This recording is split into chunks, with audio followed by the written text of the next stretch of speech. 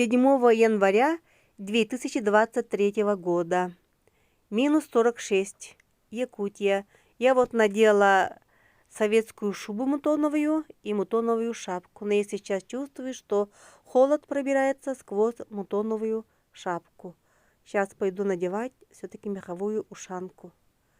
Холодно. Шуба вроде то плотная. Пока что я еще стою только третью минуту, но голова сразу замерзла. Так, рукавички у меня будут валенные. Думаю, будет тепло. Я иду ходить, у меня план 5 километров, 2,5 километра туда, 2,5 сюда. Вот я надела меховую шапку, теперь мне сразу тепло.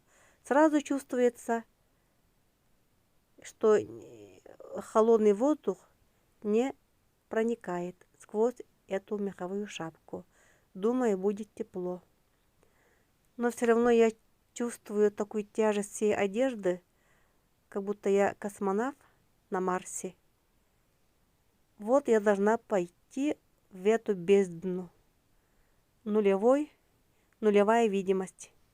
Как по парному молоку надо будет идти. Но я должна одолеть. Не надо бояться мороза. Я должна одолеть и пройти 2,5 километра туда, 2,5 километра обратно. Так нормально ходила, но шуба сильно тянула. Все-таки 7 килограммов это мутоновая шуба.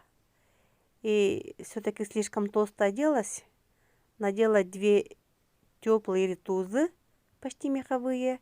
И трудно было ходить. Еще унты такие тяжелые. Все равно туман не рассеялся. И по этой бездне я ходила. Я молодец.